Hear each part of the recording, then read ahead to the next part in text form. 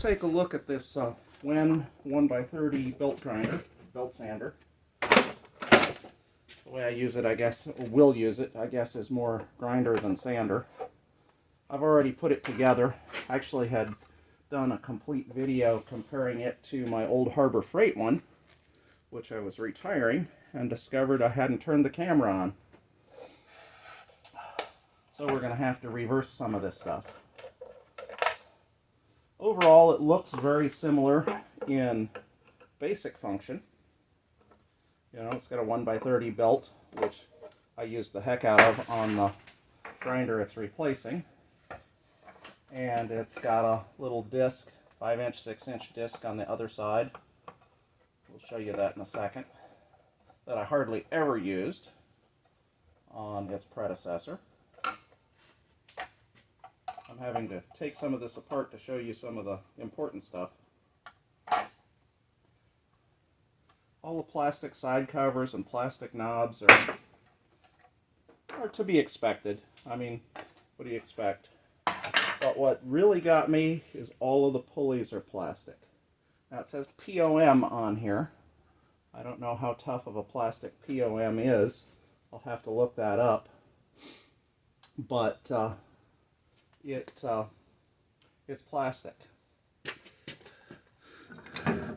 If you, oh, I dropped it.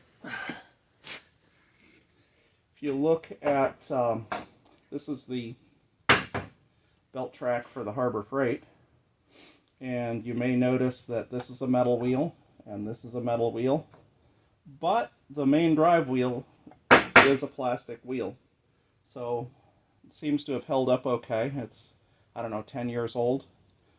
This metal wheel is fine. This metal wheel is worn at a taper, but that's not because the fault of the wheel.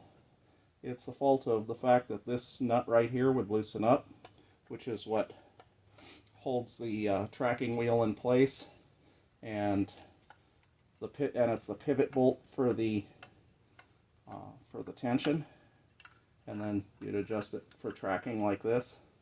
This part right here, this back part, is all metal, so that's good. I would say probably cast zinc. Could be cast aluminum, but it's more likely cast zinc. The back platen on it is steel. The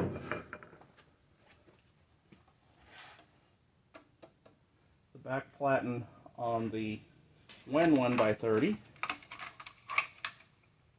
also appears to be steel, so that's a good thing. The mechanism for belt tension and tracking looks to be almost identical. It's, well, I shouldn't say almost identical.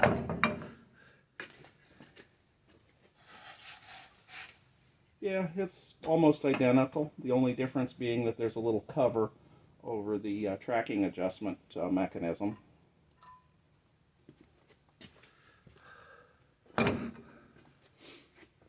And some of you might, oh yeah, here's the little sanding disc. I suppose if I use that sanding disc, that might come in handy. I got one of these for the other one too. So we'll see how it holds up. This was a few dollars more expensive than the Harbor Freight one, but it was free shipping from Wen on their website, and I didn't have to take time off work to go to the store and pick it up. So we'll see how it holds up. Overall, it's similar up here to the Harbor Freight. The motor setup is quite a bit different. The motor on the Harbor Freight is fully self-contained. This one has a run capacitor here in the base, which I would have taken the screws. I took the screws out and showed in the video that didn't get filmed or didn't get videoed. But the big thing I like is the on-off button is right here in the front, and on the Harbor Freight the on-off button is here in the back. Let me go grab the motor and I'll show you.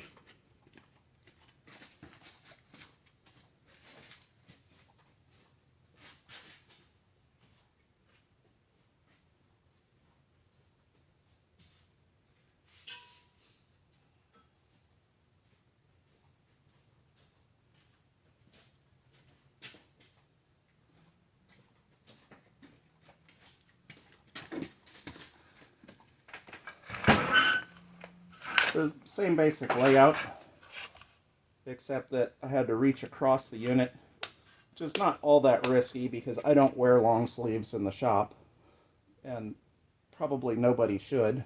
But I did have to reach across the unit to the back in order to turn it on and off. And this one, the switch is in the front, more like my bench grinders. And I haven't looked, but I said that it was fully self-contained. I would bet you that the run capacitor is inside this plastic box.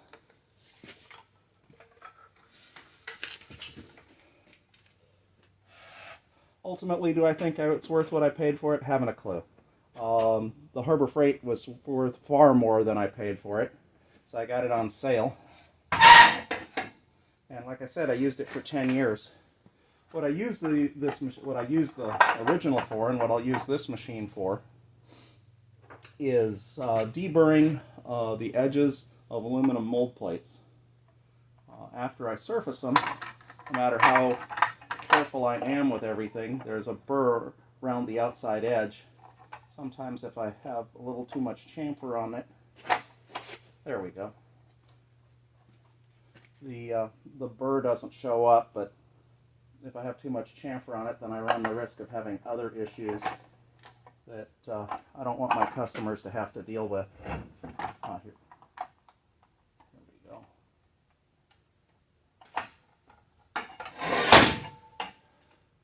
I may actually take this cover plate off and just eliminate it, because the cover plate on the side cover on the Harbor Freight fell off after a few years. I never replaced it, and to be honest, it really wasn't that big of a deal. The detritus just fell out on the floor, as opposed to having to open it up and clean it out periodically.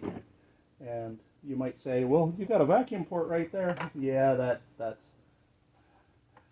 just didn't really work out. Go in there. The only reason I'm putting this on, at least for now, is because it's probably the best okay, how the heck did I get that in and out before? You just saw me take it out with this screwdriver. It was no big deal. Well, let's snug these up and see if that helps. Not tight, just snug. And that's lined up. Anyway, I may eliminate this side cover. I haven't decided yet for sure. There we go. One of the things that I had that had come apart or come off, I don't even remember how it was set up originally, was this top belt guard on the original Harbor Freight. It's been gone for a long time, and I never really noticed it being an issue. But you do have the potential for sparks or detritus going all the way around and then shooting off in your face. And so a little bit of a guard here might be useful. After I've used it a little while and seen if this is going to be in my way or not, I may cut this off a little higher, cut these off up here, give me a little more room to work around the belt. We'll see. Anyway, that's it. The base is quite a bit smaller for the Wen.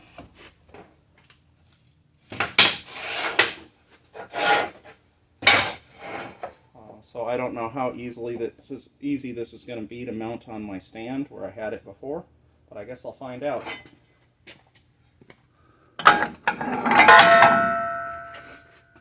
And let's see what else. It looks like it has about the same. I'm not even sure if I'm going to mess with this. Like I said, I guess I could put it on. It beats not being able to find it when I need it. It has about the same detritus protection cover / vacuum port as the Harbor Freight did. Excuse me.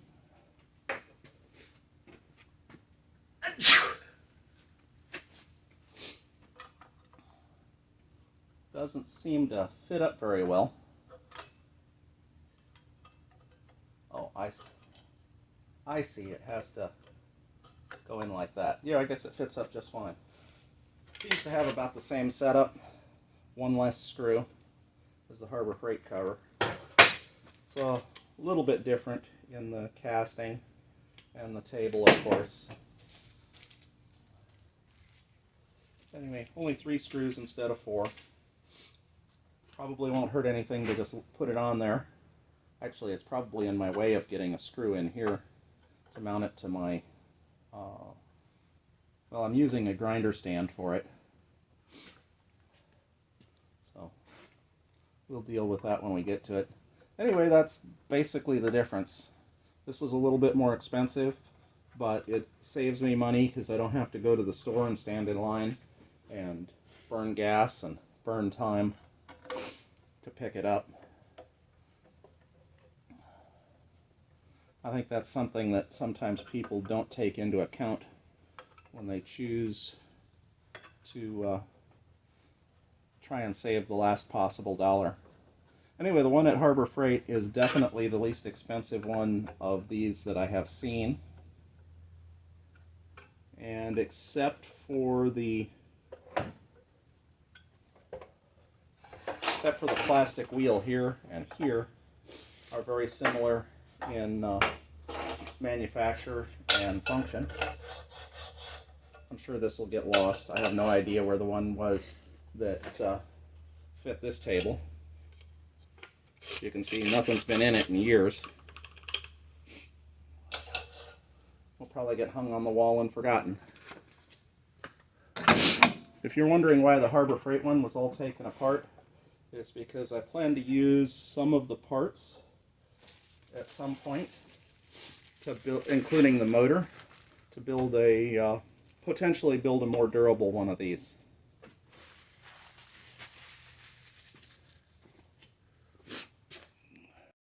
Alright, I've had this thing in service for a few weeks now, and I've done a fair amount of work with it. And one of the first things you might notice is that the side cover and the top safety guard are not on it.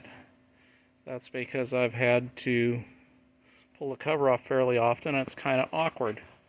Obviously you have to pull this side screw here, which is no big deal. Then you have to reach in with a screwdriver and loosen this screw. And then there's another one down here under the table that you have to loosen. Don't know if you can see that or not. But, you know, you would think, yeah, it's not that big a deal if you only need to pull the cover when you break a belt. But the other thing I've had happen is that the stupid machine is locked up. It won't start. I have to actually reach in and give it a start by grabbing the wheel and giving it a twist by hand. It's stuck. And I'm going to find out right now if it's the belt or in the motor.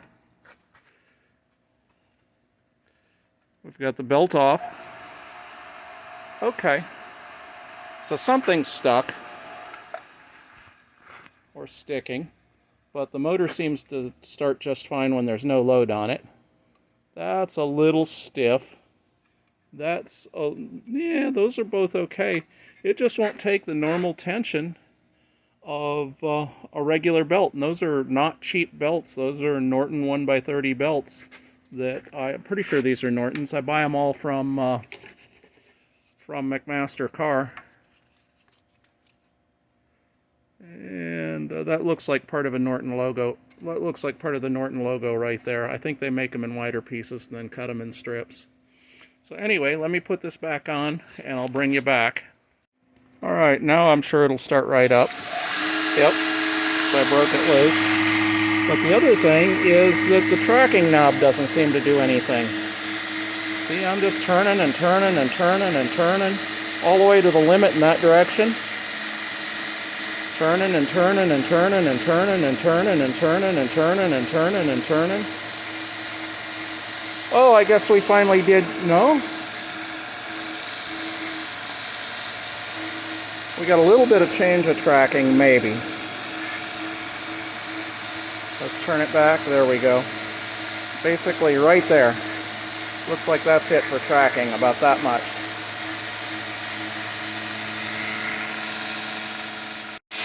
One thing that does seem to work better though is platen seems to be flatter.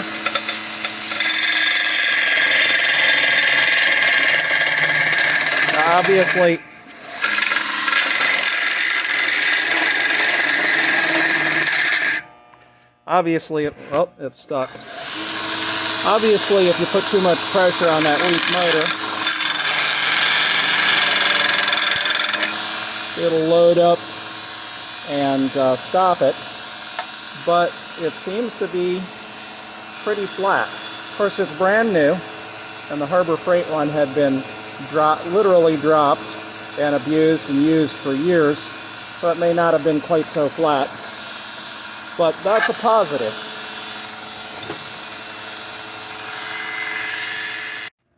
I have to say, in this Wen versus Harbor Freight battle, the Wen loses. Harbor Freight was the better tool. I'm not going to run right out and buy another one because I have a 1x42 sounder I've also picked up. But I was hoping to use this Wen 1x30 to use up all my 1x30 belts first.